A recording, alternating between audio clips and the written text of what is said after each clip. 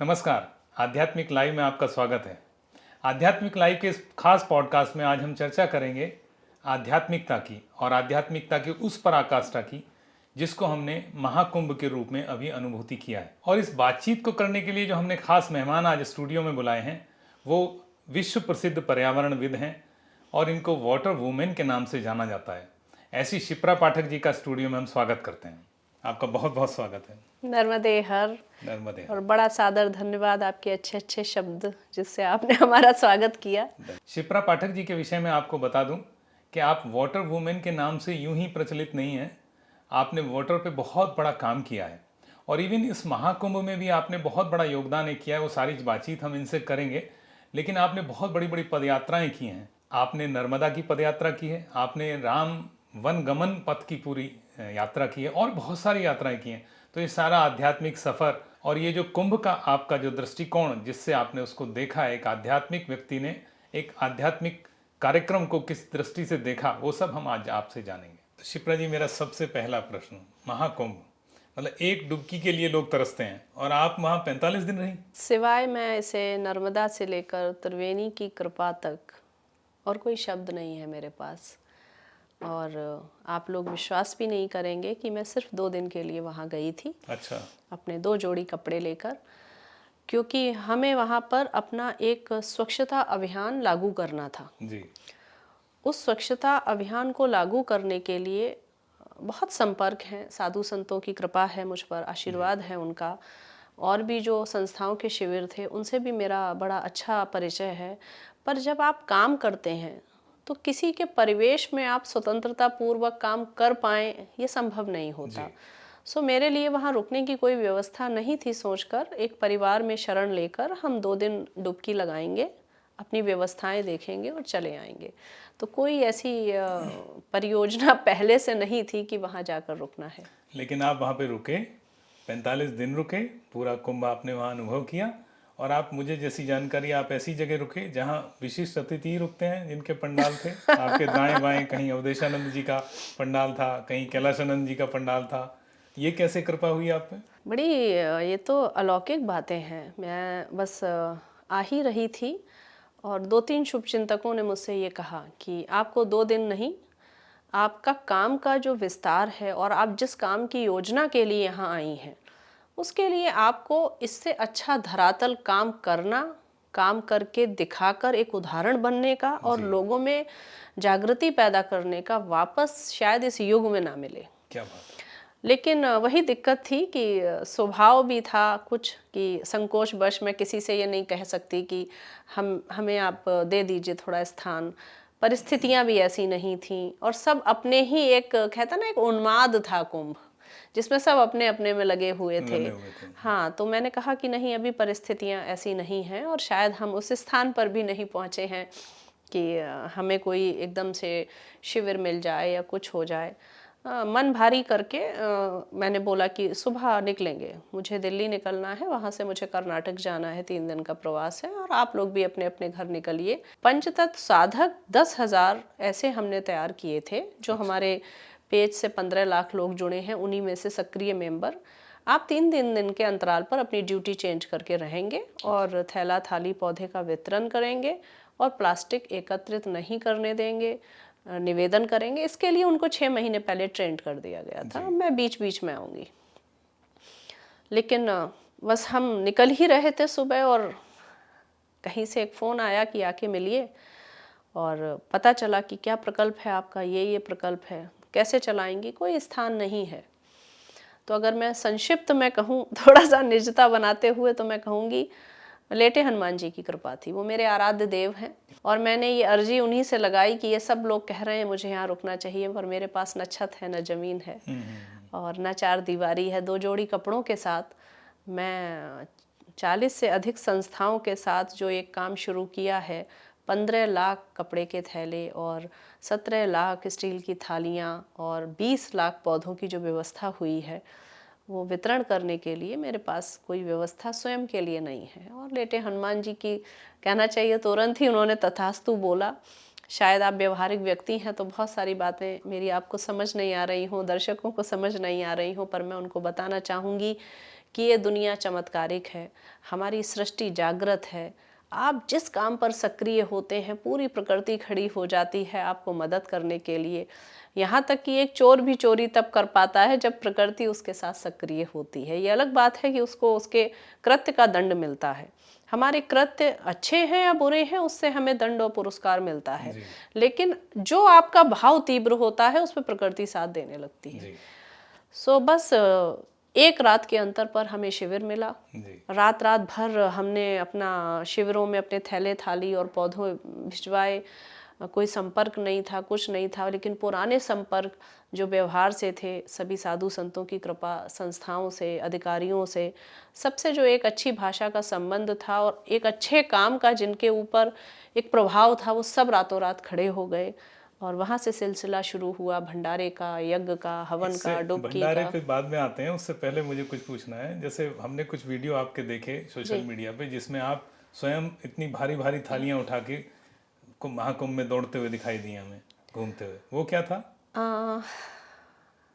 आप ऐसे प्रश्न कर रहे हैं जिनका उत्तर सामान्यतः मैं मंचों से देना पसंद नहीं करती, लेकिन उसका अर्थ ये था, देखिए ये तो नहीं कहा जा सकता है कि मेरे संपर्क नहीं है। बहुत अच्छे लोग, बहुत समर्थ लोग मेरे शिविर में आए सिर्फ प्रणाम करने, मेरे उस कार्य को, शिप्रा को नहीं। शिप्रा बड़ी नहीं है, वो एक सामान्य स्त्री है। वो जो कार्य कर रही है भारत की संस्कृति की दृष्टि में उस कार्य का महत्व है। तो वो जितने मंत्रीगण आए, अधिकारीगण आए, सारे ब्यूरोक्रेट्स आ रहे थे, वो सब उस कार्य को नतमस्तक होकर आ रहे थे। बड़े बड़े साधु संत और विचारक भी आए हैं। हाँ बिल्कुल, हर तरह के लोग आए और वो सब कार्य से प्रभावित होके आए। तो वो आने की महिमा नहीं है, वो राष्ट्र को प्रेम करते हैं, उनका राष्ट्र के प्रति भक्ति है और वो जान रहे हैं शिप्रा राष्ट्र के प्रति सेवारत है, उस भाव के लिए आए। मेरे लिए आए ऐसा भाव नहीं था।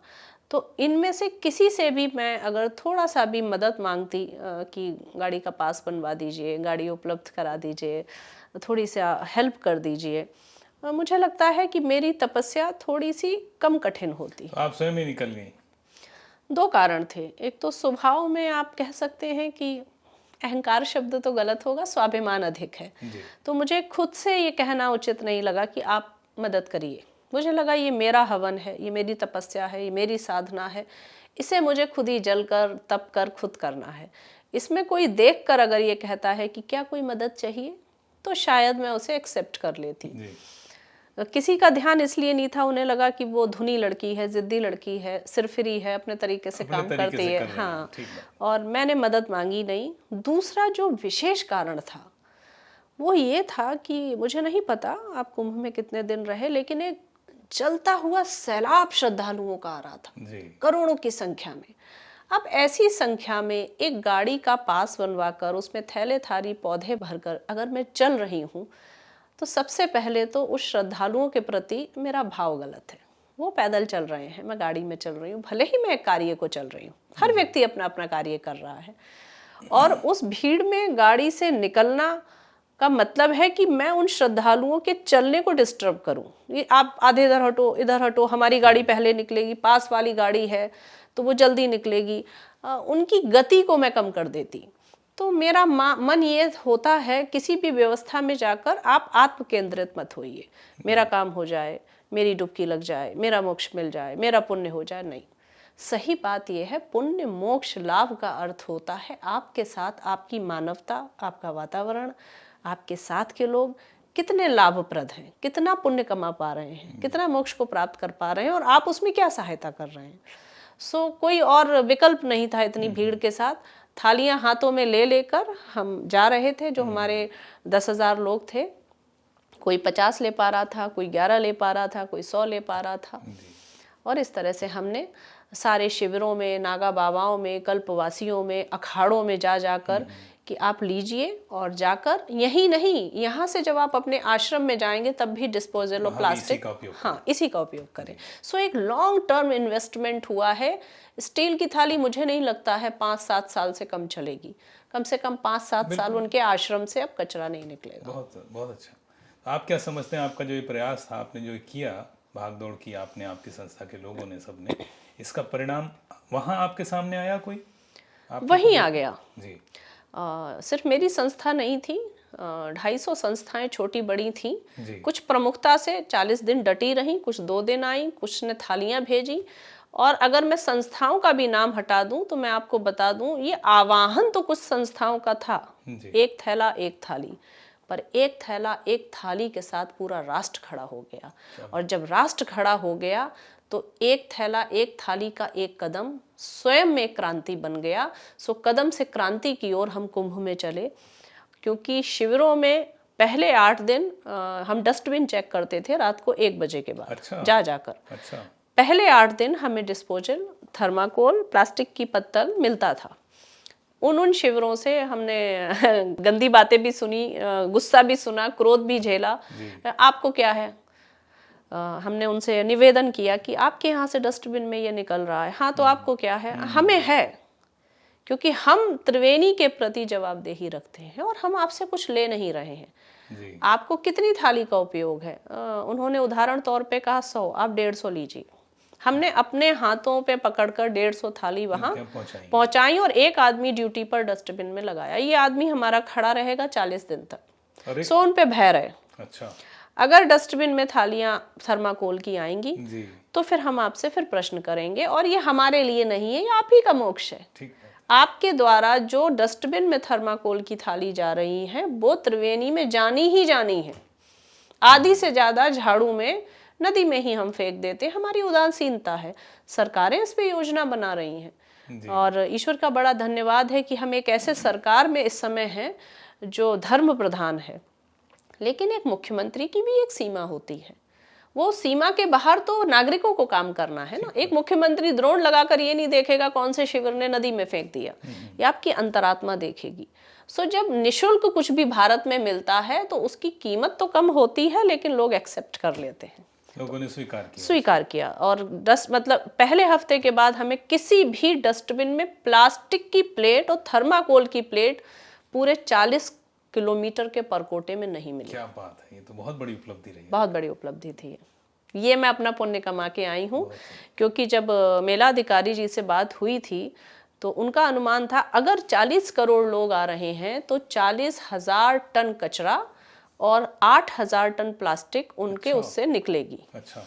हमने उसमें 29,000 टन की कमी करी। क्या बात, क्या बात। तो ये एक ऐसा पुण्य था जो मैं त्रिवेणी से लेकर आई हूँ। उस जो पुण्य आपको मिलना है उसके अतिरिक्त आपने अर्जित किया है। बिल्कुल, पूरे भारत ने अर्जित किया। अर्जित से मुझे याद आया, एक इस पूरे अभियान में एक छोटी सी बालिका की फोटो हमने देखी, उसका नाम अर्जिता है जी। उसके विषय में जरा थोड़ा सा बताइए।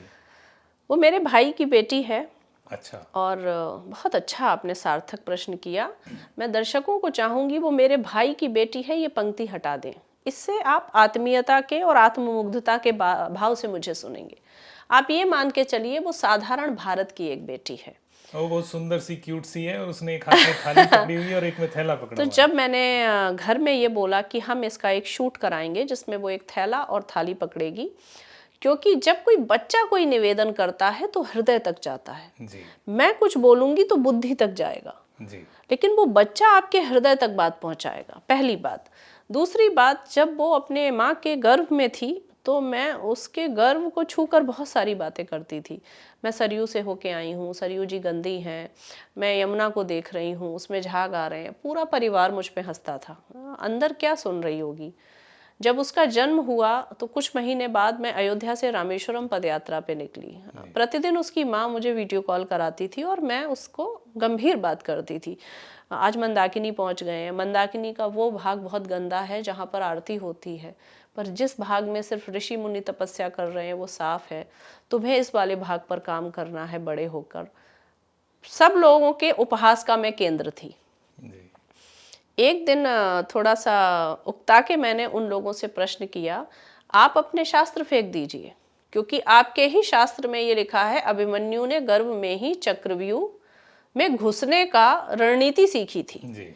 चूंकि उसकी माँ सो गई थी इसलिए उससे निकलने की रणनीति वो नहीं सुन पाए।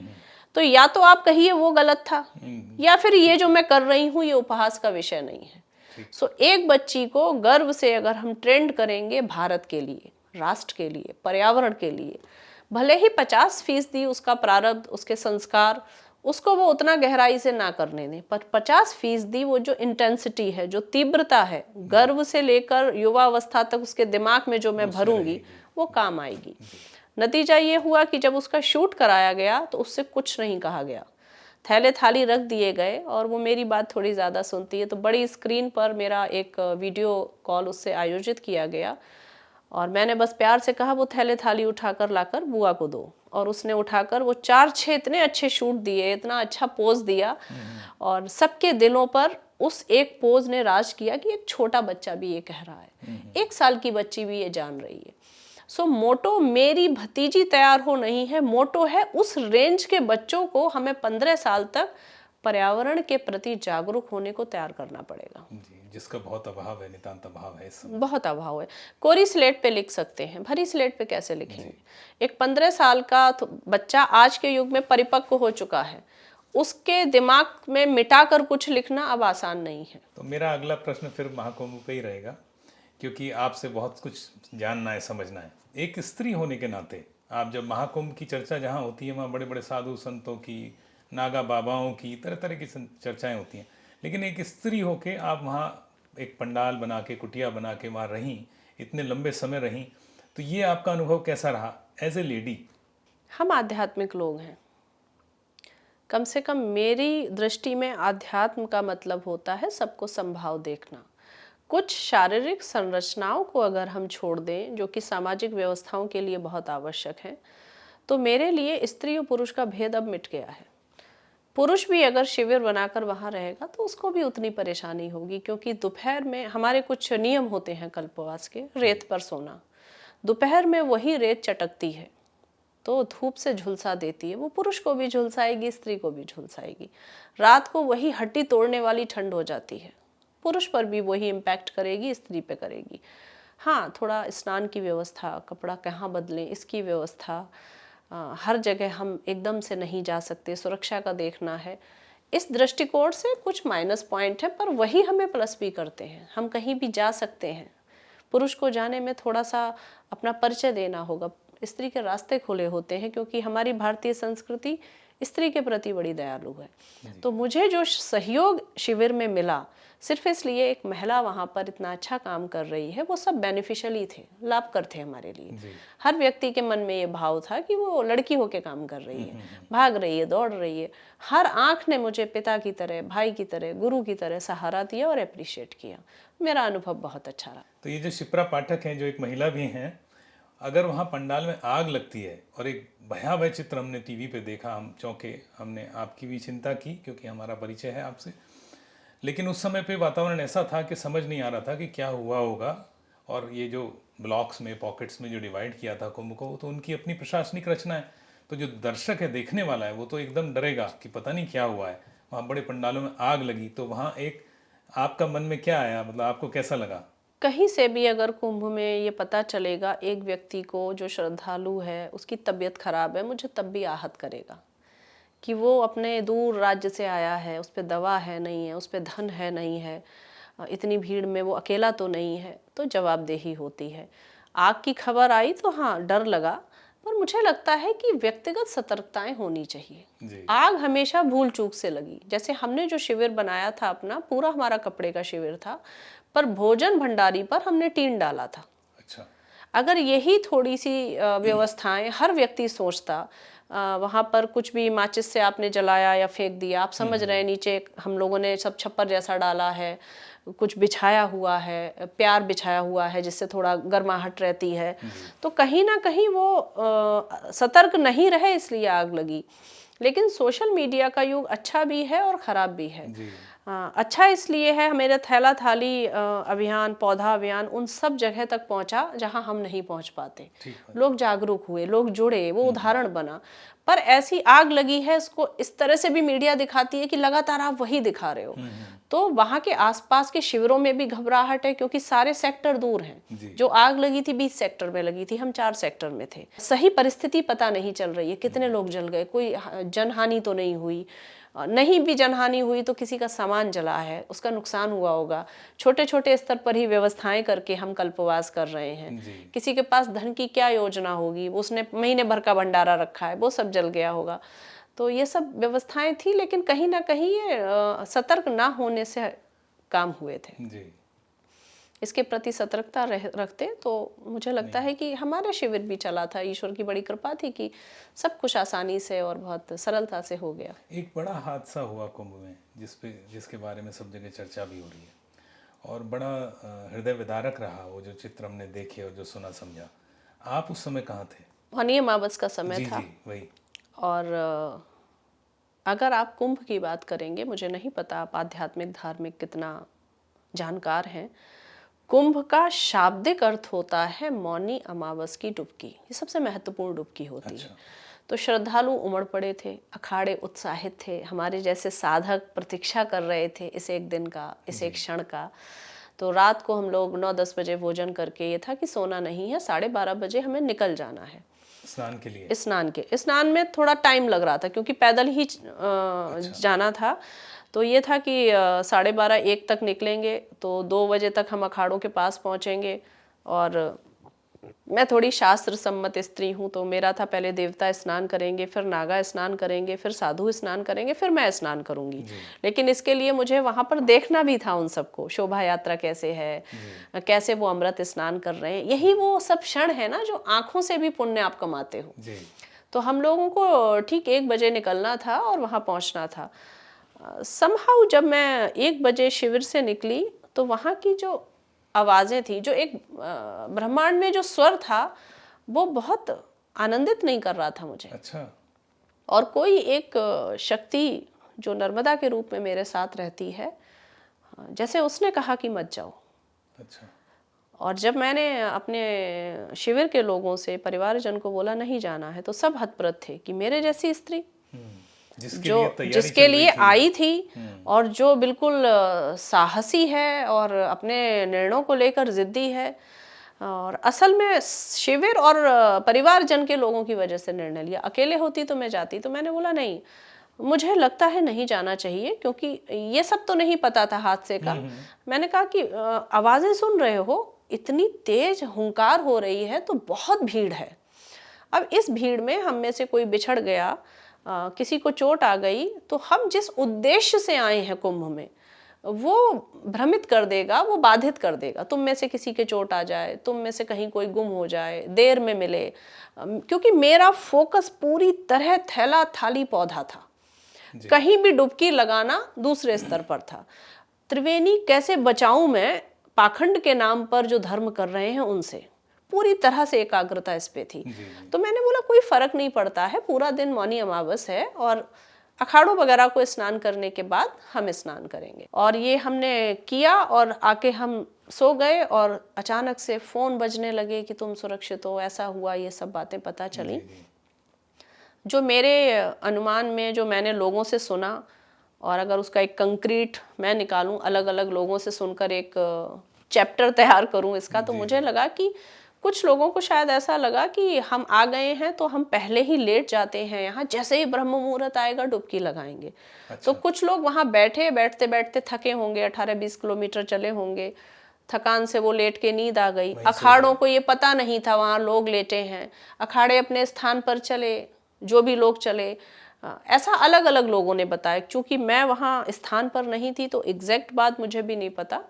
और वो स्थान के कुछ ही दूर तो थी, 600 मीटर पे थे, लेकिन वो जब तक हादसा हुआ तब तक तो सब हो चुका था। तो वास्तविकता क्या थी ये नहीं पता। जो वहाँ मीडिया पर्सन थे, जो वहाँ अखाड़े के लोग थे, जिनसे भी पूछा तो उनका कहना ये था भाई कुछ लोग लेटे हुए थे, सब दौड़ते हुए ही आते हैं वो लोग तो अपनी मस्ती में। जब तक वो ये समझ पाते कि यहाँ लोग लेटे हैं तब तक लोग उन पे चढ़ गए, और जब तक वो लेटे हुए समझ पाते हम पे चढ़ा जा रहा है तब तक वो घटना घटित हो गई थी। लेकिन देखिए, लाभ और हानि हमेशा होता है। मैं गिलास को आधा भरा ही देखती हूँ। जो चले गए उनके लिए मेरी बहुत भाव द्रवित है, क्योंकि वो इस उद्देश्य से आए थे कि गंगा जल लेकर अपने घर जाएंगे, प्रसाद लेकर अपने घर जाएंगे, और उनके घरों में उनका शव पहुंचा। तो ये बहुत द्रवित करने वाली घटना थी और मुझे 3 से 4 दिन लगे सहज होने में। पर इस हादसे के बाद भी भारत की संस्कृति और श्रद्धा ने कहीं विराम नहीं लिया, कहीं भय नहीं आया। मौनी अमावस के दूसरे दिन से जो सैलाब शुरू हुआ है श्रद्धालुओं का, बसंत पंचमी तक वो रुका नहीं, नहीं रुका है। कहीं कोई ये भय नहीं था ये हो गया प्रशासन के कहने के बाद भी कि आप बाद में आए, लोग पहुंचते रहे। लोग पहुंचते रहे। जी प्रशासन का कहना इसलिए नहीं सुना जाएगा, कुंभ लोगों द्वारा लोगों का मेला है, जी। सरकार उसकी व्यवस्था आयोजन कर सकती है। व्यवस्था पे आते हैं, जैसा आपने बताया कुंभ इतना आपने निकट से देखा है, तो कुंभ की व्यवस्था पक्ष को आप क्या कहना चाहेंगे, उसके बारे में थोड़ा सा बताइए। मैं 4 वर्ष की थी तब से कुंभ जाती थी अच्छा। अपने नाना जी के साथ, और मेरे मानस पटल पर पुरानी बातों में सिर्फ आध्यात्मिक स्मृतियां रह गई हैं, बाकी बातें हट गई हैं। जैसे कंप्यूटर को पता होता है क्या सेव करना है और क्या खुद हटा देना है, और ये मन की तीव्रता पर होता है। आपसे अगर मैं ये पूछूं कि परसों आपने किन किन लोगों को नंबर डायल किया था, लिस्ट दीजिए, तो आपको याद नहीं होगा, जी क्योंकि दिमाग खुद ही उन बातों को खुद ही डिलीट करता है, इसमें आप कुछ नहीं करते, जो बेकार की होती हैं। लेकिन अगर मैं आपसे कहूंगी परसों किस महत्वपूर्ण व्यक्ति से आपकी महत्वपूर्ण बात हुई, तो आपको याद होगा। ये सब दिमाग का काम है। ऐसे ही वो 4 वर्ष से वो सारी मानस पटल पे स्मृतियां हैं जो आध्यात्म से जुड़ी हुई हैं, धर्म से जुड़ी हुई हैं, जैसे प्रकृति मुझे तैयार कर रही थी उस बात के लिए। अब तो और इंटरेस्टिंग होने वाला है, यानी आपने इतने सारे कुंभ और महाकुंभ देखे होंगे, हाँ तो जी। अब जो आप बताने वाले हैं वो हमारे लिए बहुत फ्रूटफुल होगा। तो इस बार की जो व्यवस्था थी, जी मैंने ऐसी व्यवस्था अपने 4 वर्ष से लेकर अब तक नहीं देखी। उसके देखी। 2 कारण थे। एक तो इतना सैलाब कभी नहीं आया। अगर हम और 6 साल पहले की बात करें, इसके पूर्व जो प्रयाग में कुंभ पड़ा था, तब से अब जनसंख्या और बढ़ गई, जी जी। लोगों की श्रद्धा और बढ़ गई, युवा और खड़ा हो गया, भले ही वो रील के लिए, फोटो के लिए खड़ा हुआ, कैसे भी खड़ा हुआ। लेकिन मैं माध्यम पे नहीं जा रही हूँ, मैं मंजिल पे जा रही जी हूँ। जी। अंततः वो अपने सनातन, अपने हिंदुत्व के लिए खड़ा है। ये एक स्वर्णिम युग है। आदरणीय योगी जी द्वारा जो व्यवस्थाएं हुई, स्वच्छता को लेकर, व्यवस्था को लेकर, मीडिया को लेकर, प्रशासन को लेकर, श्रद्धालुओं को लेकर, मुझे लगता है इसका श्रेय मैं उनकी भक्ति को दूंगी। वो मुख्यमंत्री के साथ जो एक योगी भी हैं, और योगी होने के नाते वो महाकुंभ उनके हृदय के निकट था। वो एक आम आदमी की तरह हर तीसरे दिन जाते थे और व्यक्तिगत जाकर सब कुछ देखते थे। सोशल मीडिया पे और टीवी न्यूज़ में ये कोई मुख्यमंत्री ने इसके पहले नहीं किया होगा। अधिकारियों को बोल देते हैं, सहायकों को बोल देते हैं, टीम को भेजते हैं, और लगातार मॉनिटरिंग। वो शायद अब व्यक्तिगत तो मुझे नहीं पता उनकी दिनचर्या क्या थी, पर हाँ लगातार वहां पर वो देखते थे। और मेरे अपने जानने में यूपी के सबसे साहसी व्यक्तित्व में मैं उन्हें रखती हूँ, सर्वश्रेष्ठ। जी। एक सर्वश्रेष्ठ साहसी व्यक्तित्व मौनी अमावस के हादसे के बाद बच्चों की तरह बिलख उठा। ये उनके अंदर के श्रद्धालु व्यक्ति की चित्कार थी जी। कि वो अपने भक्तों के साथ वो हादसा नहीं देख पाए। ये उनके अंदर की कोमलता थी, ये योगी जी का योग था। ऐसे व्यक्तित्व के सानिध्य में कुंभ की व्यवस्थाएं थी। अगर थोड़ा सा हमारे नागरिक उसमें सपोर्ट करते तो मुझे लगता है स्वच्छता के मायने में ये अपने आप में गिनीज बुक में रिकॉर्ड रखता। लेकिन कोई भी मुख्यमंत्री ये नहीं कहेगा भाई यहाँ चेंजिंग रूम है, यहाँ शौचालय है, शौचालय में आप मलमूत्र त्यागिए और चेंजिंग रूम में कपड़े बदलिए। वहाँ पर बसंत पंचमी के बाद ये माहौल हो गया था कि लोगों को कोई फर्क नहीं पड़ रहा है, हमें डुबकी लगानी है। चेंजिंग रूम में जाकर उन्होंने मलमूत्र त्यागा, सैनिटरी पैड फेंके, डुबकी लगाई और चले गए, और सफाई कर्मचारी अपना काम करते रहे। सो व्यवस्था तो इतने बड़े उत्सव की इससे शानदार व्यवस्था नहीं हो सकती। नहीं हो सकती। स्वच्छता कर्मियों के विषय में एक बात मैं जानना चाहूँगा। जैसे स्वच्छता कर्मियों का समापन के बाद बड़ा सम्मान उनको दिया गया, योगी जी ने भी उनके अप्रिसिएशन में कुछ कहा है, मैंने सुना, और आपने भी कुछ प्रयोग किया था, तो वो जरा बताएं। मैं आपको सच बताऊं तो मैं कुंभ की धरा पर 45 दिन स्वच्छता कर्मियों के साथ काम करने गई थी, क्योंकि वही मैं काम कर रही थी। डस्टबिन चेक करना, प्लास्टिक कहाँ से निकल रही है। मुझे नहीं पता आपने उनका दर्द कितना देखा है। मैं उसी एक क्षेत्र में 10 साल से काम कर रही हूँ। प्लास्टिक के छोटे छोटे पैकेट निकालने में, जब स्वच्छता कर्मी कूड़े के ढेरों में, जो गाजीपुर से लेकर और जगह जगह आपने देखा है, जब उसमें से कचरा छांटते हैं, कई सुरक्षा कर्मियों के हाथ यहाँ तक सड़ गए हैं। वो ट्रीटमेंट करा रहे हैं, क्योंकि कचरे को छांट कर वो निकालने में उनके हाथों में वो होती है। भले ही ग्लव्स मिल रहे हैं, अच्छी क्वालिटी के मिल रहे हैं, पर एक सीमा है ना। मतलब ये कहाँ की मानवता है कि आप किसी को 10, 20, 30 हज़ार की सैलरी देकर आप उससे कह रहे हो हमारा मल उठाओ, हमारा फेंका हुआ खुला सैनिटरी पैड उठाओ, और आप खुद को कहते हो आप धार्मिक हो और आप मोक्ष के लिए त्रिवेणी में डुबकी लगा रहे हो। जी। ये कहाँ का धर्म है? ये हमारा धर्म बिल्कुल नहीं था। तो मेरे लिए वो बहुत पीड़ादायक था। तो मैंने अपने सेक्टर के सारे लोगों को बुलाकर एक संवाद किया, और उनको कई बार क्या होता है ना, कई बार दुख समाधान नहीं मांगता, कई बार दुख कंधा मांगता है, और मैंने वही काम किया। मेरे पास समाधान नहीं था, मेरे पास कंधा था। सो मैंने उन सबको बुलाकर ये कहा, आपका दर्द समझती हूँ, आपकी इच्छा शक्ति समझती हूँ, और एक ऐसे मुख्यमंत्री इस समय बैठे हैं जो हर वर्ग को समझते हैं, तो ज़रूर मेरा उनसे ये निवेदन है कि सैलरी के अलावा भी आपकी शिक्षा व्यवस्था, आपकी स्वास्थ्य व्यवस्था, भले ही वो फ्री है, उसका स्तर और बढ़ाएं, ताकि आपके बच्चे जब स्कूल में जाएं, अस्पतालों में जाएं, तो उनको ये शर्म ना आए, अरे इनका पिता जो है वो झाड़ू लगाता है, इनकी माँ झाड़ू लगाती है। आपका जीवन स्तर अच्छा होना चाहिए। समाज से निवेदन किया, इनके प्रति स्वीकारता का भाव रखो। वो दूर से आते हैं, आप एक कोने में खिसक जाते हो, आप ये दिखाते हो तुम्हारे छूने से हम गंदे होंगे। अगर वो कचरा नहीं उठाएंगे तो तुम और तुम्हारा घर गंदा होगा। कौन उठाएगा फिर उसको? तुम साफ रह सको, इसलिए वो गंदा काम कर रहे हैं। उनके प्रति चेहरे के भाव संवेदनशील होने चाहिए, एक कृतज्ञ भाव उन्हें देख के होना चाहिए, ना कि शरीर को बचाने का भाव।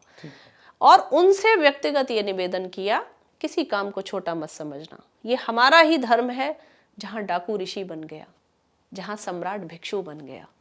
सो तुम्हें ये काम तपस्या की तरह करना है, और त्रिवेणी के पास का कचरा उठाना, तीर्थों के राजा प्रयाग की भूमि को साफ करना, ये देवताओं को भी नसीब नहीं है। जो अपॉर्चुनिटी तुम्हें मिली है, ये देवता भी इसके लिए तरसते होंगे। सो उनका मनोबल बढ़ा के दिशा दशा बदली, और मैंने देखा उनके चेहरे के भाव वहीं से बदलने शुरू हो गए। अपने काम को लेके उन्हें गर्व होने लगा।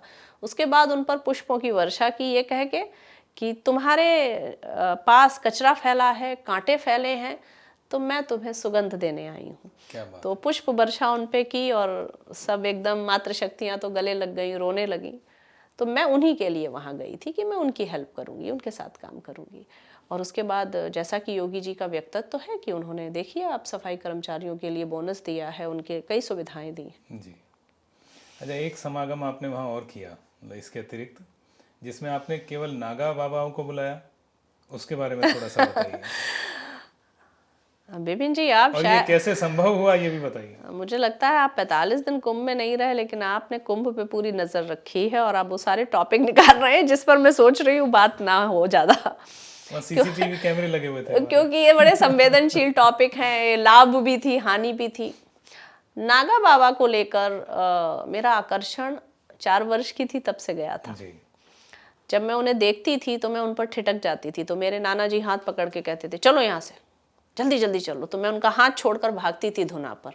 तो कई नागा बाबा कहते थे, आने दो, कन्या है, और धुना से लगा देते थे। नाना जी तभी भी कहते थे कि अरे इसको तो धुना का तिलक मिल गया, हमें नहीं मिला। क्योंकि उस समय नागा बाबा और क्लिष्ट थे, और रिजर्व थे, और किसी को अपने आहते में नहीं आने देते थे। अब रील युग में, सोशल मीडिया के युग में वो भी चाहते हैं कि थोड़ा सा उन्हें लोग जाने, तो वो अलाउ करते हैं। या आपने देखा होगा अभी भी कुंभ से कई सारी घटनाएं ऐसी आई, नागा बाबा ने चिमटा उठा दिया। उसका कारण भी ये था कि आप उनके अहाते के अंदर आ गए, आप पत्रकार हो, आप आके उनके धुना पे बैठ गए। वो धुना सिद्ध है, उनकी हड्डियां गल गई हैं, उनके वस्त्र छिन गए हैं, उनका शरीर का भेदन हो गया है, तब जाकर वो धुना बना, और आप जाकर अपना रिपोर्टर लेकर बैठ गए। मैं साधक होकर भी हर एक की कुटिया के बाहर हाथ जोड़ के पूछती थी, आ जाऊं क्या, कहाँ बैठूं। ऐसे हमारी थोड़ी सी मैत्री भाव बना। और प्रतिदिन नागाओं जी के साथ हमारा संवाद होता था, क्योंकि मैं जानना चाहती थी, मुझे थोड़ा सा भारत का रहस्य, भारत का दर्शन, भारत का धर्म ये समझना था। तो उनसे बहुत सारी हमारी बातचीत हुई। बातचीत होते होते मैंने उन्हें ये बोला कि इस कुंभ में आप कई बार चिमटा उठाकर मार रहे हैं, गालियाँ दे रहे हैं, धुना रमाते हैं, बिना वस्त्र के रहते हैं, तो फोटो खींच लो क्योंकि थोड़े आकर्षित लग रहे हैं। आपको नहीं लगता है इस आकर्षण से, इन छोटे छोटे जो आपके बारे में चर्चा है, इसके अलावा आपका एक और स्वरूप बाहर आना चाहिए जिसके लिए आप बने थे। तो जो गोष्ठी हुई उसमें ये बात हुई। तो उन्होंने बोला कि हम किसके लिए बने थे, तुम्हारे पास क्या सूचना है। मैंने बोला मेरे पास ये सूचना है आपके इतिहास की, मेरा ज्ञान ये कहता है कि शायद भारत पर जब अराजकती तत्वों ने आक्रमण किया होगा तो हमारे धर्म ने, आदरणीय शंकराचार्य जी ने, आदि शंकराचार्य जी ने एक ऐसी पोस्ट तैयार की होगी, एक ऐसा ग्रुप बनाया होगा जिसे अपने वस्त्र के लुटने का भी भय ना हो और राष्ट्र के लिए लड़ जाए। जिसके किसी स्त्री के प्रति आकृष्ट होकर भी कोई उसका इस्तेमाल ना कर पाए, अथवा उसका ऐसा शरीर का भेदन करके उसे तैयार किया जाए। तो एक ऐसी फौज तैयार की गई, एक ऐसी पूरा संगठन बनाया गया होगा, ऐसा मुझे लगता है। और जब जब तभी आपको त्रिशूल, भाले, खपार दिए गए होंगे कि जब भी राष्ट्र की तरफ कोई आंख उठाए, आप नग्न अवस्था में ये खड़े हो ना, मेरे पास लूटने को कुछ नहीं है, सो हम तुम्हें लूट लेंगे। वो नागा बाबा जो तब तैयार हुए थे, आप धुना पर एक तिलक लगाकर ही सीमित क्यों रह गए? आप तो बहुत शौर्य के लिए जाने जाते थे। आज वही युग आ गया है। आज राष्ट्र पर हमला नहीं कर रहे हैं अराजकती तत्व। आज किसी दूसरे के धर्म का खतरा भी नहीं है हमारे धर्म को। स्वर्णिम युग है। शायद 64 करोड़ के ऊपर लोग आ गए, आधी आबादी आ गई जी। इसका मतलब है हम संस्कृति और धर्म के नाम पर संगठित हैं, हमारा धर्म मजबूत है। आज जो डर है वो हमें हमारे ही धर्म से है, वो धर्म जो कई जगह पर पाखंड है। तो आज आपको फिर से तलवार, खपार, चाकू निकालना है और नदी के किनारे खड़े होकर उन सबको बताना है कि काट देंगे अगर नदी को गंदा किया। क्या बात है। तो क्या आप मेरा इसमें साथ देंगे? क्योंकि मैं सीमित हूँ, छोटी हूँ, सामान्य हूँ। मेरी आवाज़ 1 किलोमीटर जाएगी, आपकी आवाज़ 1 युग तक जाएगी। तो क्या आप मेरे आगे चलकर इस संकल्प को उठाएंगे? क्योंकि त्रिवेणी दुखी है। और स्वार्थ की बात करें तो शायद मैं जाकर कहीं नौकरी कर लूँगी, मेरा काम चल जाएगा। बाकी कथावाचक जाकर कहीं कथा कर लेंगे, उनका काम चल जाएगा। व्यापारी जो आए हैं वो दुकान कहीं और लगा लेंगे। नागा का मतलब कुंभ है और कुंभ का मतलब नदी है। आपका काम नहीं चलेगा बिना नदी के। और ये कहते ही उन्होंने एकदम से त्रिशूल उठाया, जयकार हो, रथघोष किया। अगले दिन सभा की सारे नागा आ गए। मैं थोड़ी सी असहज थी उनके बीच, क्योंकि मैं सनातन में सन्यास परंपरा से नहीं हूँ। सामान्य स्त्री क्या, एक सन्यासी स्त्री भी उनके खेमे में जाकर खड़ी नहीं हो सकती, उनका अपना एक सिद्धांत है। पर बिल्कुल जब सारी सभा हुई और हम लोगों ने अपनी बात करी प्रेस से, तो उन्होंने बीच में हमें खड़ा किया। और वो पल मेरे लिए बहुत अद्भुत था जब उन्होंने कहा कि त्रिवेणी का एक सूक्ष्म रूप आया है, हमसे ये गुहार लगाने की हमें बचाओ, और ये माई हमारी शक्ति है। और सारे नागा बाबाओं ने मेरे सर पर हाथ रखकर मुझे बीच में खड़ा किया और हमने एक पदयात्रा निकाली नदी बचाओ पर। तो ये बहुत अद्भुत एक मेरे लिए एक रहस्यमय अद्भुत चमत्कार था। ऐसा सुनने में आया कि शायद ये पहली बार हुआ है। हाँ बिल्कुल, एक इतिहास में किसी सामान्य स्त्री के साथ नागा बाबा चल पड़े, बोल पड़े, अपनी परिधि को लांघ जाएं, अपनी लक्ष्मण रेखा लांघ जाएं, ये पहली बार हुआ है। क्या बात। कुंभ बहुत बड़ी घटना है, बहुत बड़ी घटना है। उसमें बहुत सारी चर्चाएं आई, उसमें किसी की आंखें भी आई और सोशल मीडिया पे बहुत चला। बाद में उसका नाम आया मोनालिसा। अभी तो पता नहीं क्या क्या। उसके विषय में आपका क्या कहना है? आप गलत स्त्री से सही सवाल पूछ रहे हैं। मैं उस एक ऋषि की तरह हूँ जिसकी कहानी ने मुझे प्रेरित किया कि एक कुत्ता मर गया था, बदबू आ रही थी, सड़ गया था डेड बॉडी उसकी। जितने जा रहे थे मुंह पर हाथ रख के जा रहे थे दुर्गंध की वजह से। एक ऋषि निकलता है और वो कहता है कि कुत्ते के दांत कितने सुंदर चमक रहे हैं। मैं भारत की उसी सभ्यता को प्रणाम करती हूँ। तो अगर मोनालिसा की बात करें तो मुझे लगता है कि एक लड़की अपना घर चलाने के लिए माला बेचने आई थी जी। उसे लोगों ने पसंद किया, उस पर रील बन गई, उस पर कमेंट हो गए। अभी वो बॉलीवुड में गई है, अच्छी बात है ना, उसका जीवन स्तर हो गया अच्छा। उसके परिवार को शायद अब माला नहीं बेचनी पड़ेगी, उसको सम्मान मिलेगा, सुविधाएं मिलेंगी, संसाधन मिलेंगे। रही बात ये कि वो बॉलीवुड में जाकर वो क्या करेगी, ये उसका व्यक्तिगत होना चाहिए। मुझे वो व्यक्तिगत कभी मिलेगी तो जरूर निवेदन करूंगी कि अगर तुम एक माला से यहाँ स्तर, ऊंचे स्तर तक पहुंची हो तो धर्म की धरा से पहुंची हो, तो कोई कार्य ऐसा मत करना जो धर्म के अनुकूल ना हो, क्योंकि धर्म की धरा ने ही तुम्हें प्रसिद्धि दी है जी। तो मुझे तो बहुत अच्छा लगा कि एक छोटी बच्ची, प्यारी बच्ची को एक अच्छा प्लेटफॉर्म मिला, जाकर अपनी अर्थव्यवस्था सुधारेगी। 4-5 बहनें हैं, सब माला बेचते हैं, शायद मध्य प्रदेश की है वो, जी। तो अच्छी बात है। बात महिलाओं की हो रही है, स्त्री से भी बात हो रही है, तो एक और स्त्री वहाँ पे बहुत फेमस हुई, हर्षा नाम से। तो उनके बारे में बहुत कुछ था, पहले वो इन्फ्लुएंसर थी, बहुत ऐसी वीडियोस डालती थी, तरह तरह की आपत्तिजनक भी वीडियो डालती थी कई बार, लेकिन अब वो कुंभ में बिल्कुल साध्वी के रूप में देखी गई। आपने उनको किस दृष्टि से देखा? बिपिन जी, मैं सच बताऊं तो मैं 45 दिन में सिर्फ 1.5-2 घंटे सोई हूँ। अच्छा। मेरा पूरा फोकस था जो पौधे हैं वो सही जगह पहुंचे, क्योंकि पौधे मुरझा जाएंगे। और बहुत बड़ी संख्या में लोगों ने पौधे दिए, क्योंकि ये अनाउंसमेंट पहले दिन किया था, हम अपने शिविर में धन स्वीकारेंगे नहीं। हमारे शिविर में रहने के लिए आपको 5 पौधे खरीदने हैं, तभी एंट्री हो सकती है। अच्छा। और जो नहीं ला सकता था उसे हम 5 पौधे देते थे, ये जाके लगाना। सो मेरा पूरा फोकस अपने संकल्प पे था। लेकिन हाँ, और वहाँ पर नेट भी बहुत स्लो था, इतना लोड था वहाँ पर। जी। फिर भी चलते बैठते रील में और इस सब में चर्चा में आया था। तो सबसे पहले तो मैं बताऊं कि अगर मैं हर्षा जी की बात करूं, मुझे लगता है कि कई बार खूबसूरती अभिशाप बन जाती है। मुझे लगता है वो इतनी अच्छी हैं, देखने में इतनी सुंदर लगती हैं, और इस वजह से शायद उन्हें लेकर बहुत सारे वीडियो बन गए उनकी। नहीं, अभिशाप जैसी तो कोई स्थिति नहीं बनी वहाँ पर।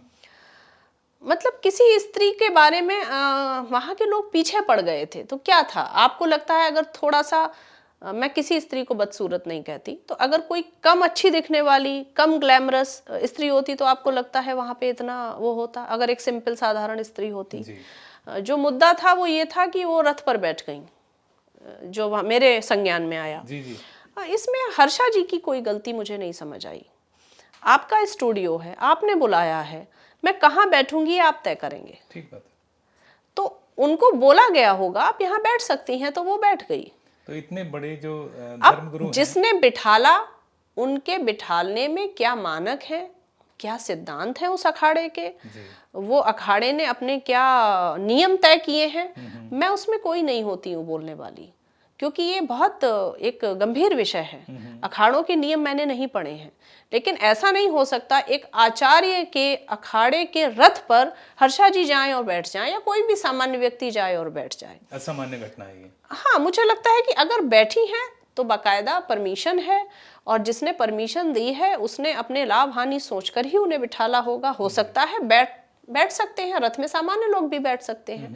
मुझे उसका शास्त्र अनुसार पता नहीं है, सो मैं सही व्यक्ति नहीं हूँ उस पर टिप्पणी करने की। पर इसमें हर्षा का कोई दोष मुझे कहीं भी नहीं दिखा। अगर उनके अतीत के बारे में बात करें कि उनकी ऐसी रील थी, ऐसे वो थे, तो वो ठीक है। कुंभ में आकर उन्होंने कुंभ की गरिमा रखी, कुंभ में आकर उन्होंने कुंभ की पोशाक, कुंभ का आचरण अपनाया, भारतीय स्त्री वाली पोशाक पहनी, तिलक लगाया, चंदन लगाया। तो ठीक है, किसी का व्यक्तिगत जीवन कैसा भी हो। अपनी जटाओं से भी उन्होंने आकर्षित किया लोगों को। हाँ, वो जटा भी बना के आई थी, पर इसमें भी आप उनका सच देखिए, उन्होंने अपनी जटाओं का पार्लर में जब बना रही थी तो बाकायदा वीडियो डाला है, तो इसमें उसने कुछ छुपाया नहीं, वो कहीं झूठ नहीं बोली। उन्होंने कहा हाँ, मैं एक फैशनेबल स्त्री हूँ, मुझे जटाएं बनाकर आना है। और चूंकि सन्यास अभी उन्होंने नहीं लिया है, ऐसा उनके ही वीडियो से मैंने सुना। तो जब आप सन्यास ले लेते हो तब आपके बहुत सारे नियम हो जाते हैं, उसके पहले व्यवहारिक स्वतंत्रताएं होती हैं। तो मुझे लगता है कि इसमें हर्षा की कोई गलती नहीं है, और मैं इस बात से उनसे प्रसन्न हूँ कि कुंभ की भूमि पर उन्होंने कुंभ की गरिमा रखी। उतने दिन उन्होंने ठीक पोशाक, ठीक बातचीत सब रखी। और मेरा चूंकि व्यक्तिगत परिचय नहीं है तो मैं बहुत बता नहीं सकती। एक महिला और वहाँ पे बहुत प्रसिद्धि अर्जित की जिन्होंने, वो रही ममता कुलकर्णी, जो पहले फिल्मों में भी काम कर चुकी हैं। उन्होंने संन्यास लिया, एक अखाड़े की वो पीठाधीश्वर भी बनी, और कुंभ होते होते वो पीठाधीश्वर से हट भी गई।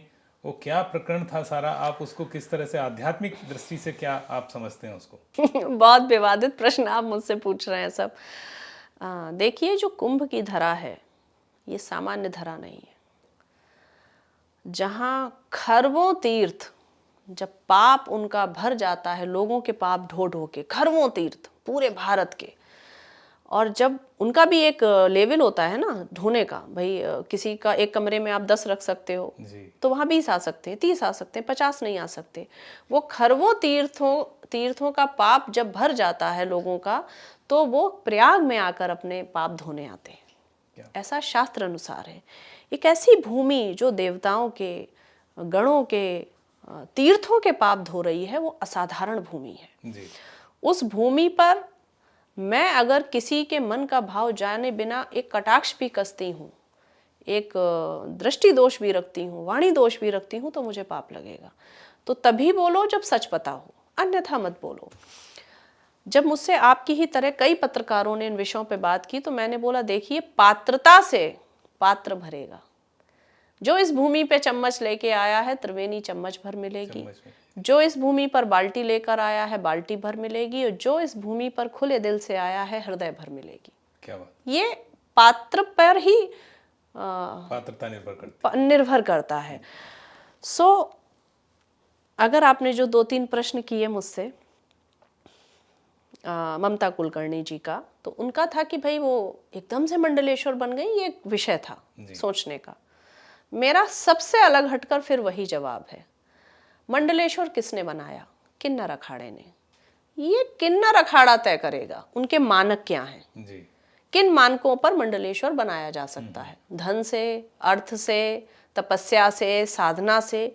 ये ममता कुलकर्णी जी और किन्नर अखाड़े के बीच की बात है, पहली चीज।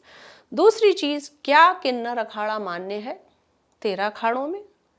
तो मैं तो बहुत छोटी हूं ये बताने को। ये तो अखाड़ों के जो अध्यक्ष हैं वो तय करेंगे कि क्या किन्नर अखाड़ा मान्य है।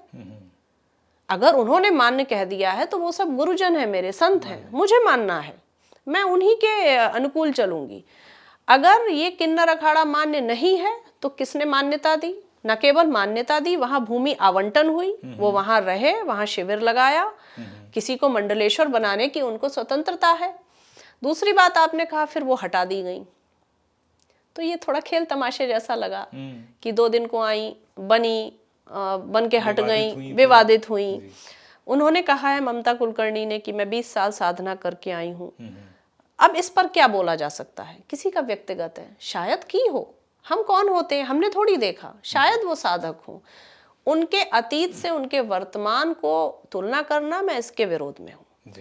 जैसा कि मैंने पिछला भी कहा, हमारे ही धर्म में हाँ डाकू ऋषि बना है और सम्राट भिक्षुक बना है, ये हमारे ही यहाँ होता है। तो ठीक है, अब उनके 20 साल की साधना वो कह रही हैं, हो सकता है कि हो।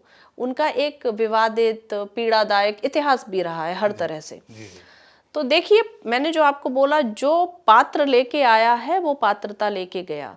वो नीली आंखों वाली लड़की क्या सोच के आई होगी, ज़्यादा से ज़्यादा माला बिक जाए, मेरे घर की आर्थिक स्थिति ठीक हो जाए, अधिक होगी। ईश्वर ने उसकी सुनी, वो उतना ही पात्र लेके आई थी। शायद वो ये पात्र लेके आती कि मुझे त्रिवेणी का साक्षात्कार हो जाए, तो हो जाता, क्योंकि सिद्ध भूमि है। उसको भगवान ने आर्थिक स्थिति की। जो हर्षा जी हैं वो यही सोच के आई होंगी, भाई थोड़े दिन रहेंगे, हम सनातन परंपरा में रहेंगे, हम रथ में बैठने को मिलेगा, मैं हेलीकॉप्टर से घूमूंगी, थोड़ा सा रील बनाऊंगी, थोड़ा घूमूंगी, थोड़ा सनातन का अनुभव करूंगी। उन्हें वो लेके भगवान ने भेजा। जो ममता कुलकर्णी जी हैं, वो जो आई थी, उनको मंडलेश्वर वही बनना था, मतलब एक न्यूज़ बने, मंडलेश्वर बनी कुंभ में, वो न्यूज़ बन गई, उनको वो लेके भेजा। मैं इस भाव से गई थी कि मैं कुछ भी करके वो कचरा कम करूंगी। तो 40 करोड़ लोगों के अनुमान में 40,000 टन कचरा बन रहा था, जो 29,000 टन की कमी आ गई। और उसमें एक बहुत बड़ा योगदान आपका है, वो मैं लेके आ गई। वो भूमि बहुत सिद्ध है, जिस भाव से आप गए सबको ले लेकर भेज दिया। चाहे वो मोनालिसा हो, चाहे ममता कुलकर्णी हो, चाहे हर्षा जी हो, चाहे शिप्रा हो, चाहे अखाड़े हो, चाहे नागा हो, सबको भगवान ने अपनी प्रवृत्ति के साथ किया। त्रिवेणी ने कुछ ना कुछ दिया, जिस भाव से गया। लेकिन एक वहां पे जो सज्जन गए, वो मोबाइल लेके गए और उनका नाम पड़ा IIT बाबा। जी। तो ये IIT बाबा से आपका साक्षात्कार हुआ क्या? हाँ, वो शिविर में आए थे, पर चूंकि उनके बारे में इतना कुछ लिखा हुआ था, पढ़ा हुआ था, और एक महिला के तौर पर मुझे था कि थोड़ा सा दूरी ठीक है, तो वो आए, तो मैंने कहा भोजन करिए, चाय पीजिए। मेरे भाई से और शिविर के बाकी लोगों से बात हुई, मैंने उनसे दूरी रखी। देखिए, IIT बाबा का जो मैं कहूँ, उनकी बातें गहरी हैं कुछ, लेकिन अभी मैं देख रही हूँ कुंभ में आने के बाद से एक पूरा ग्रुप उनके साइड है, जी उनके बारे में अच्छा बोल रहा है। मैं उनके खिलाफ भी नहीं हूँ, उनके समर्थन में भी नहीं हूँ, जी मैं समाज के समर्थन में हूँ। मैं अपनी युवा पीढ़ी के लिए चिंतित हूँ। आप किसी को कैसे जानेंगे? उसके आचरण से, उसके वस्त्रों से, उसके बोलने के ढंग से। उसके मन में क्या चल रहा है कोई कैमरा नहीं है। आपने देखा कि अरे शिप्रा ने तो कुंभ में 20 लाख पौधे बांट दिए, तो उनको पॉडकास्ट पे बुलाते हैं, अच्छा काम करके आई। तो आपने उन वीडियो से, उस बातचीत से, इसी से अंदाजा लगाया ना। जी तो जो आईआईटी बाबा हैं वो धर्म का एक रूप रखे हुए हैं, शायद धार्मिक हो भी, बातें भी शायद गहरी करते हैं, लोग उन्हें पसंद कर रहे हैं। लेकिन अगर आप समाज में बीड़ी पी रहे हैं, सिगरेट पी रहे हैं, या आप जो भी नशे की बात कर रहे हैं कि हाँ मैं लेता हूँ, ये समाज की व्यवस्था के लिए ठीक नहीं है। आपको जो फॉलो कर रहे हैं वो सोचेंगे हाँ ठीक है, इससे तो हिट हुआ जा सकता है। और वो अपने आप को भगवान भी बता रहे हैं। हाँ, मुझे उसमें भी प्रॉब्लम नहीं है, क्योंकि अहम ब्रह्मास्मि हमारा स्लोगन है। ठीक है, आप जो भी बता रहे हो मुझे उससे परेशानी नहीं है, पर आपका आचरण समाज के अनुकूल उसके होना चाहिए। अनुकूल होना चाहिए। एक नागा बाबा की सभा जो मैंने की, आपको एक दो को छोड़कर जिनका संकल्प है, अन्यथा सारे बाबाओं ने एक चोला लेकर डाला हुआ था कि हमारी माई के बीच हमें आज बोलना है। ये स्त्री का एक सम्मान था, ये एक समाज की व्यवस्था है। उन्होंने अपने नागा होने को भी ढांक लिया, क्योंकि एक स्त्री का मान रखना है। सो अगर आप खुलेआम बीड़ी पी रहे हो या कोई नशा के लिए ऐसा वो कर रहे हो, इससे समाज में एक खराब तत्व उत्पन्न हो रहा है। जी अगर मेरी उनसे बातचीत कभी हुई तो मैं ज़रूर इस बात पर उन्हें बड़ी बहन की तरह समझाऊंगी कि इस पर आप रोक लगाइए और एक उदाहरण की तरह खुद को प्रस्तुत कीजिए। तो आईआईटी बाबा आपके शिविर में भी आए। इसके अतिरिक्त बहुत सारे लोग आए शिविर में आपके। वो क्या मैग्नेट वहाँ पे काम कर रही थी जो उनको बुला रही थी, वो थोड़ा सा बताइए। वो मैग्नेट ये काम कर रही थी क्योंकि शिविर में एकदम साधकता के भाव से हमने व्यवस्था रखी थी। ज़मीन थी, एक बहुत पतला गद्दा था, उस पर चादर थी, एक ही कंबल था। ठंड लगे नहीं लगे इसी से काम चलाना है। थोड़ा तपस्या के भाव से रहना है। लगातार दक्षिण भारतीय पद्धति से और वहाँ के आचार्यों द्वारा हवन हो रहा था। तो एक माहौल जब होता है ना, जब मंत्र चलते हैं तो वो जगह चार्ज होती है। तो जो लोग हमसे मिलने आ रहे थे, तो जो आने वाले होते थे उनसे पूछते थे कि हमें कुंभ देखना है, कल्पवास क्या है ये देखना है। तो वो कहते थे पूरे 40 किलोमीटर में अगर आपको कल्पवास की तपस्या देखनी है तो आप शिप्रा के शिविर में जाइए। बात है, मैं इस प्रश्न पे आने वाला था, इसके बाद में लेने वाला हूँ। आप आगे बताएं जी। शिप्रा के शिविर में जाइए, क्योंकि वहाँ पर बहुत सात्विक भोजन था, अनुशासित भोजन था। खाना बनकर 10,000 लोग भी खाओ रखा हुआ है, पर भंडारी, कोठारी जी, पुजारी जी, इन लोगों के विश्राम का ध्यान रखना है। वो 4 बजे उठ रहे हैं, 1 बजे उनको विश्राम पर भेजना है, 4 बजे वो खुद फिर से उठेंगे। बाहर एक खिचड़ी का भंडारा पूरा दिन चल रहा है, उसके लिए अलग टीम पंचतत्व की काम कर रही है। अंदर भंडारा रखा है पर खाना बन के रखा है। वहाँ पर आइए, भोजन रखा हुआ है, अपनी थाली में परसिए, जितना आवश्यक है लीजिए और थाली धोकर रख के जाइए। क्या बात है। ये वहाँ पर था। और दूसरा ये था कि आश्रम का मतलब क्या है? आ श्रम कर, इसी को आश्रम कहते हैं। बहुत बढ़िया। तो आकर भाई थोड़ी सेवा करो। आप कितने भी भूखे हो, आप पहले बाहर जो भंडारा चल रहा है लगातार, उस भंडारे में 11, 21, 51 लोगों को अपने हाथ से परोसिए, ताकि जो बेचारे बांट रहे हैं उनको भी विश्राम मिल जाए, वो उतनी देर में चाय पी लें। और वो जो बड़े बड़े आश्रम बड़े हैं पंडालों के, बहुत खूबसूरत 5 स्टार, उनके बारे में क्या कहेंगे फिर यहाँ? जिसके बारे में जानो मत उसके बारे में मानो मत ऐसा मेरा सिद्धांत है। मैं अपने ही शिविर की छोटी सी व्यवस्था में इतनी फंसी हुई थी कि मैं उन महलों को नहीं देख पाई, जिसका कोई बहुत दुख भी नहीं है। मैं अपनी छोटी सी कुटिया में खुश थी, क्योंकि मैं जानती हूँ कि ये वो भारत है जहाँ सुदामा के पैर धोने कृष्ण आ जाते हैं। क्या बात है। ये वो भारत है जहाँ मीराबाई अपना महल छोड़ देती है एक प्रतिमा को अपना पति मानने के लिए। ये वो भारत है जहाँ अहिल्याबाई शिवजी को हाथ में रखकर अपने सगे बेटे को दंडित करने के लिए उसके ऊपर से हाथी चलवा देती हैं का आदेश दे देती हैं। तो एक ऐसे भारत की परंपराओं को मानने वाली मैं स्त्री हूँ जहाँ सावित्री यमराज से प्राण ले आती है, जहाँ जो शंकर जी हैं वो अपने पत्नी को हाथ में लेकर विलाप करते हैं, जहाँ राम अपने लक्ष्मण को मूर्छित देखते हुए कहते हैं किसी भी कीमत पर इन्हें बचाओ। इतनी संवेदनाओं से भरा हमारा शास्त्र, हमारा धर्म, हमारी संस्कृति है। सो हमें पता है कुटिया में ही भगवान है। ये जो कल्पवास है, इसके बारे में थोड़ा सा बताइए। कल्पवास एक्चुअली है क्या? ये शब्द बहुत सुनने में आया इस बार जैसे, और आपने तो उसको अनुभव किया है, जिया है, थोड़ा सा बताएं। कल्प का मतलब एक अवधि और वास का मतलब वास करना। एक अवधि में वास करना कल्पवास है। लेकिन हमारी संस्कृति बहुत सुंदर है। आप देखेंगे कि ऐसा नहीं है विदेशों में नदियों के तट पर उत्सव नहीं होते, पर पर्यटन होता है, पार्टी होती है, बर्थडे होते हैं, शादियां होती हैं, जहाँ पर सारे व्यसन चलते हैं।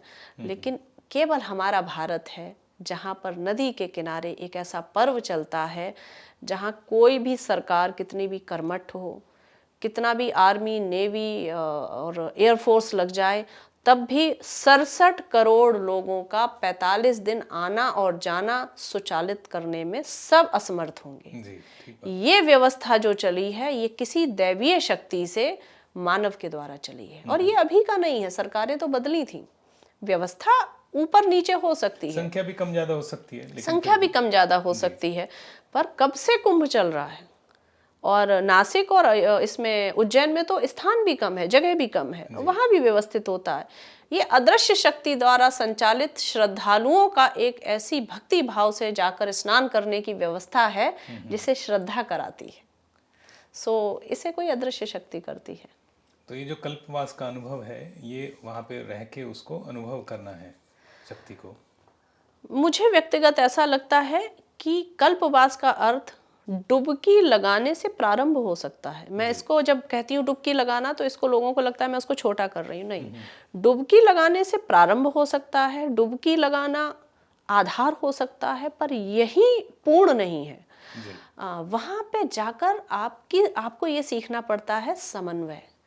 जिन्हें हम बिल्कुल नहीं जानते उन्हें सब दे दो, क्योंकि वो हम पे आश्रित होके आए हैं। 67 करोड़ लोगों में शायद कुछ लाख ही कल्पवासी थे।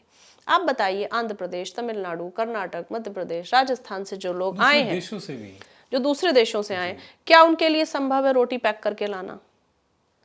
जहां पर वो स्टेशन से त्रिवेणी तक सर पर अपना खाने उसका कपड़ों का गठिया लगा रहे हैं, वहां उनके लिए संभव है आटा चावल ढो के लाना?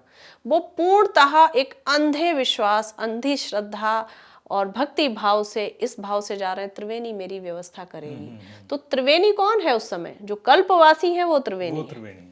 प्रयागराज हमारी व्यवस्था करेगा, भगवान हमारी व्यवस्था करेगा। तो कल्पवासी भगवान का एक स्वरूप थे। कल्पवासियों को चाहिए समन्वय रखें, प्रेम रखें। वो खिचड़ी का जो दोना हम दे रहे हैं, वो उनके लिए पूरे दिन का खाना होता था कि चलो किसी तरह प्लेटफॉर्म पर पहुंच जाएंगे खा के। सो ये समन्वय का संगम था, प्रेम को देने का संगम था, निस्वार्थ किसी की सेवा करने का संगम था, किसी को अपना बनाने का संगम था। जो रक्त में, जाति में, धर्म में, विचारधारा में आपके साथ नहीं है, आप जानते भी नहीं हो, उनके भी विश्राम की, उनकी भी सुविधा को सोचने का संगम था। हमने आपकी सोशल मीडिया पोस्ट भी देखी इस बीच, और हम बराबर कनेक्ट थे, आप जो भी वीडियो कंटेंट डालते थे।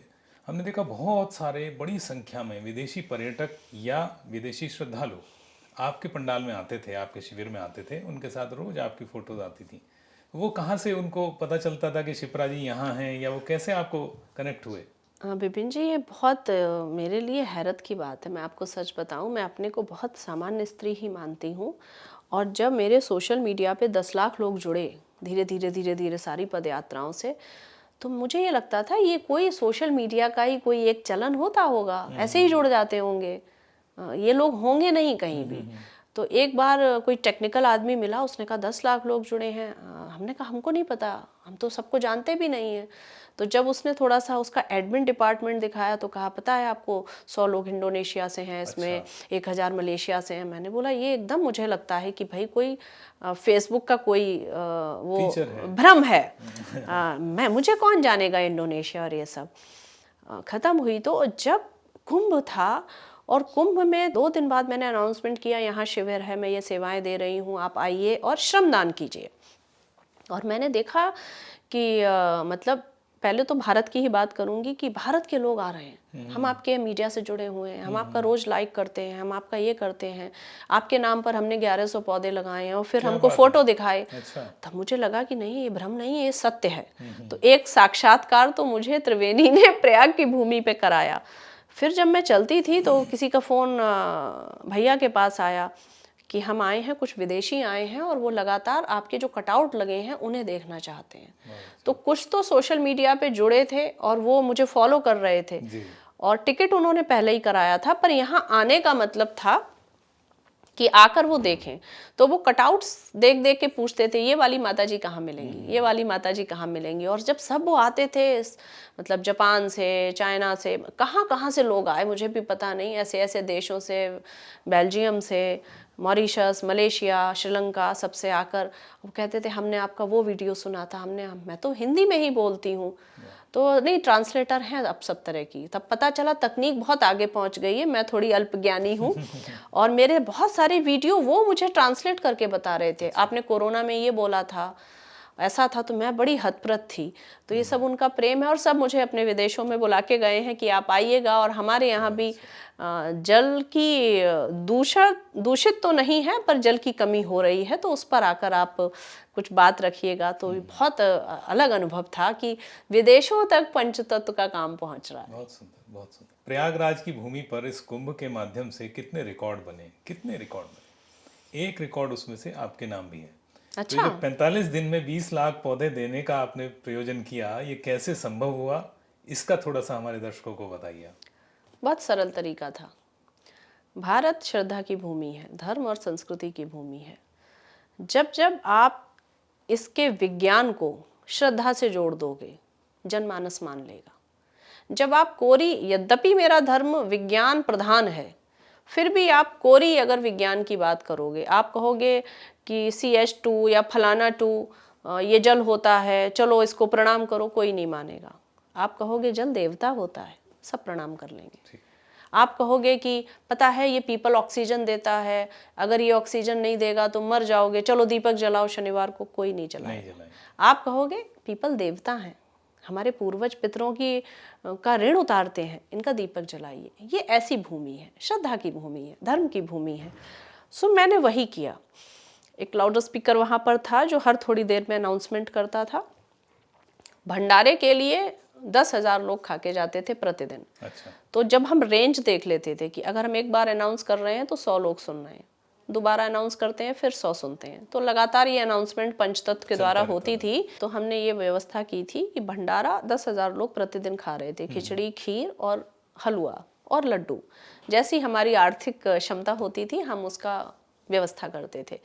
तो एक बार के अनाउंसमेंट में 100-200 लोगों तक खबर पहुंचती थी जो लाइन लगी हुई है। फिर 200 के बाद हम फिर अनाउंसमेंट करते थे। तो उसमें ये था, प्रयाग की भूमि पर कुंभ में आप 3 कारण से आ रहे हैं। पहला, आपको डुबकी लगानी है। दूसरा, आपको लेटे हनुमान जी के दर्शन करने हैं। तीसरा, आपको अक्षयवट के दर्शन करने हैं। तीनों की संकल्पना को समझिए। त्रिवेणी की डुबकी है, जल में डुबकी लगाने से पुण्य मिलेगा, तो जल हमेशा रहना चाहिए। तो उसके प्रति आप दायित्व निभाएं कि वो हमेशा रहे, आगे पीढ़ी को रहे। लेटे हनुमान जी एक आपको धर्म से जोड़ते हैं कि नहीं, आप नहाने के बाद नतमस्तक होइए देवता के प्रति, ये आपके अंदर की कृतज्ञता प्रकट करता है। अक्षयवट, अगर सब चीज़ों का हटा दें तो अक्षयवट का क्या मतलब है? आप आइए, देवता की पूजा करिए और जाइए। क्यों अक्षयवट को रखा है? आप बस वहाँ दीपक जला के जा रहे हो, आप उसका अर्थ ही नहीं समझ रहे हो। अक्षयवट ऋषि मुनियों, पूर्वजों, पितरों, शास्त्रों ने स्थापित किया था। तुम समझो कि वृक्ष रहेगा तभी तीर्थ रहेगा, जल रहेगा तभी तीर्थ रहेगा। तो आप जो प्रसाद लेके जा रहे हो, इतना बड़ा तो नहीं बोला, सिर्फ मैंने इतना बोला जो मैंने सच भी बोला। हमने जो पौधे लगाए थे, हमारे यहाँ 1 महीना अनुष्ठान चला था, बहुत विलक्षण और विशिष्ट और रहस्यमयी मंत्रों से, जो जन कल्याण के मंत्र थे। जिनसे प्रयाग की भूमि, नदी बची रहे, राष्ट्र अराजक तत्वों से बचा रहे, मनुष्य अपने बाहर के और आंतरिक जो शत्रु हैं उनसे बचा रहे। ऐसे कुछ विलक्षण मंत्रों से हमारे यहाँ हवन हो रहा था। तो हम क्या करते थे, 10-10 मिनट में पौधे हटा देते थे। पौधे वहाँ रखे, ट्रक में पहुँचा दिए, फिर नए पौधे रखे, ट्रक में पहुँचा दिए। सारा त्रिवेणी की मिट्टी और त्रिवेणी के जल उसमें सिंचित किया था। तो मंत्रों से, त्रिवेणी के जल से और त्रिवेणी की मिट्टी से अभिमंत्रित वो पौधे थे। तो हमने कहा प्रसाद 4 दिन में और ले जाने वाला गंगा जल 4 महीने में आप खत्म कर देंगे, लेकिन ये जो अक्षय वट हम आपको देंगे, ये जब आपके आंगन में लगेगा तो आने वाली पीढ़ियों को आप बताएंगे 144 वर्ष बाद जो कुंभ पड़ा था वहां से हम ये अक्षय वट लेके आए, त्रिवेणी से लेके आए। आप नहीं भी रहोगे तब भी कुंभ की निशानी आपके आंगन में रहेगी। बस इतना भर कहना था। धर्म को श्रद्धा से जोड़ा, पर्यावरण को श्रद्धा से जोड़ा। मैंने तो एक एक देने की व्यवस्था की थी। लोग हाथ जोड़ जोड़ के, दीदी चाहिए तो पत्तल मत दो, खिचड़ी मत दो, हम भूखे चले जाएंगे, हमको 5 पौधे दे दो। क्या बात। तो मतलब आशा से अधिक। मैंने बोला आप ट्रेन से जा रही हैं, बिहार जा रही हैं, ये मुरझा जाएगा। नहीं, हम ट्रेन में इसको पानी डालते हुए जाएंगे। अच्छा। अक्षय वट का नाम देते ही एक एक व्यक्ति 5 तो मिनिमम लेके गया, कोई 11 भी ले गए। जो स्थानीय थे, जो बनारस से थे, लखनऊ से थे, कानपुर से थे, जो अपनी गाड़ियों से आए, वो 21-21 ले गए कि हम लगवा देंगे। तो इस तरीके से वो 20 लाख पौधे वितरित हुए। देने वाले वो थे जो आश्रम में आए, बहुत से ऐसे उच्च स्तरीय व्यवस्थाओं से आए थे जो कल्पवास का मूल रूप देखने आए थे। उन्होंने कहा हम भंडारे में कुछ देंगे, नहीं आप पौधों की व्यवस्था कर दो। तो उन लोगों ने सामूहिक रूप से धन का वो करके, हमने कहा हम धन नहीं लेते हैं, हम पौधा लेते हैं। तो 1 ट्रक पौधा भिजवा दिया, 1 ट्रैक्टर पौधा भिजवा दिया। अलग अलग सेक्टरों में ये काम चला। हमारा सेक्टर बहुत ऐसे जोन में था जहाँ भीड़ बहुत थी। अच्छा। कुछ ऐसे सेक्टरों में हमने ये लाउड स्पीकर चलाए, पंचतत्व साधक इस पे लगाए। तो बिल्कुल ये वैसी ही परिकल्पना थी कि जैसे 67 करोड़ लोग आएंगे, ये अनुमान नहीं लगा था। ऐसे 20 लाख पौधे बटेंगे, मेरा भी ये अनुमान नहीं था। सो अब संख्या हमारी लगभग 45 लाख पहुंच गई है। तो ये जो 1 करोड़ वृक्ष या उससे अधिक, जितना मुझे लगता है कि आपने अपने अभी से ही अगर 50% तक के पास आप पहुंच गए हैं, तो निश्चित ही आप उसको क्रॉस करने वाले हैं और बहुत जल्दी ऐसा होने वाला है। तो ईश्वर करे आप उसमें जल्दी सफल हों, ऐसी हमारी कामना है। और आप हम जैसे करोड़ों लाखों लोगों को ये प्रकृति का, पर्यावरण का संदेश देती रहें, ऐसी हमें अपेक्षा भी है। और समय समय पे ऐसे मार्गदर्शन भी आप करते रहें। आप हमारे स्टूडियो में आए, आपने इतना समय निकाला, हमारी बातचीत कितनी अच्छी चली और इतना लंबे समय तक चली, इसका अंदाज़ा मुझे भी नहीं रहा बात करते करते। तो ये पॉडकास्ट आपने हमारे साथ किया, इसके लिए आपका बहुत बहुत धन्यवाद। और हम आभारी हैं कि आप कुंभ से आए और कुंभ से आते ही सीधे आप हमारे स्टूडियो में आए हैं और आपने ये पॉडकास्ट हमारे साथ दिया। बहुत मेरी तरफ से भी आप सबको आभार और धन्यवाद। और इतने बौद्धिक प्रश्न आपने पूछे जो समाज में जाने चाहिए। हर मुद्दे को लेकर आपने बात की, तो ये समझ में आ रहा है अपने हर सामाजिक मुद्दे को ध्यान में रखकर ही कुंभ का धरातल चुना। और सदैव आप जैसे लोग जो मेरे साथ खड़े हैं वही मेरी शक्ति हैं, जिनकी वजह से मैं काम कर पा रही हूँ। मेरा भी सौभाग्य रहा कि मैं आपके धरातल पर आकर इतनी आध्यात्मिक अपनी अनुभूतियों को साझा कर पाई। नर्मदे हर। नर्मदे हर। तो दर्शकों, देखा आपने किस तरह से शिप्रा पाठक जी ने अपनी दृष्टि से महाकुंभ को हमारे समक्ष रखा। और जो वहाँ पे कार्यक्रम चले, जो आपने कार्यक्रम वहाँ पे चलाए, जो सरकार द्वारा इतना बड़ा आयोजन वहाँ पे किया गया, उसको हमने बारीकी से उसको समझा और उस आध्यात्मिकता को अनुभव भी किया। आज के कार्यक्रम में बस इतना ही। अगली बार फिर किसी बड़ी शख्सियत के साथ बातचीत करेंगे। तब तक के लिए आप हमारा चैनल देखते रहिए, हमारे चैनल को सब्सक्राइब करें, वीडियोज़ को लाइक करें। धन्यवाद।